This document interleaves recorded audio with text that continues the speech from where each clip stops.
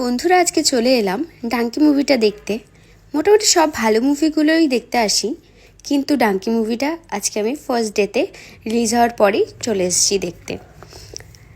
Last 2023-এ যে শাহরুখ খানের মুভিগুলো সবগুলোই আমি দেখেছি আর সবগুলোই ভালো লেগেছে। আর ডাঙ্কি মুভিটাও আমার খুব ভালো লেগেছে। ফার্স্ট হাফ সেকেন্ড হাফ দুটোই খুব ভালো ছিল। কমেডি, ইমোশন, ওভারঅল খুব সুন্দর একটা মুভি আর খুব সুন্দর একটা স্টোরি। গল্প হিসেবে খুব ভালো লেগেছে আমার স্টোরিটা। আর ফার্স্ট হাফের থেকে সেকেন্ড হাফটা আমার আবার বেশি ভালো লেগেছে। মুভির লাস্টে একটা খুব সুন্দর একটা বার্তা আছে। তোমরা যারা ভাবছো যে ডাঙ্কি মুভিটা দেখতে যাবে, তারা আর দেরি না করে চটজলদি ডাঙ্কি মুভিটা দেখে নাও। তোমরা দেখতেই পাচ্ছ এখানে এসআরকের ছবির পোস্টারে মালা পরানো আছে। এসআরকে ওয়ারিয়ার্স থেকে মালাটা পরিয়ে গেছে। আর আমি ঢুকে এখানে বসে পড়লাম। তার কারণ হচ্ছে 4 নম্বর যে স্ক্রিনটায় আমাদের মুভিটা চলবে, সেই 4 নম্বর স্ক্রিনটা ততক্ষণ বন্ধ ছিল। সেই জন্য গেটটা খোলার পরে আমি এদিকে এগিয়ে গেলাম।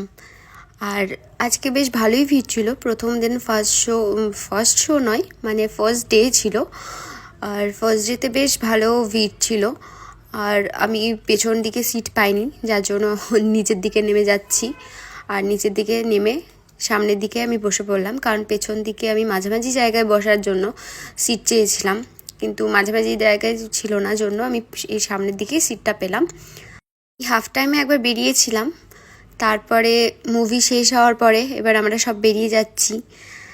দেখতে পাচ্ছ মুভি এক্সপিরিয়েন্স আজকে ভালো হলো, বেশ ভালো লাগলো মুভিটা। তোমরা যারা দেখতে চাইছো বা ভাবছো যে দেখবো কিনা, তারা অবশ্যই দেখতে পারো। একটা খুব সুন্দর মুভি, খুব সুন্দর একটা গল্প আছে। হয়তো মারপিট নেই, কোনো ভায়োলেন্স তেমন নেই, কিন্তু একটা খুব সুন্দর স্টোরি আছে, ইমোশন আছে, কমেডি আছে, সব মিলিয়ে একটা খুব সুন্দর মুভি।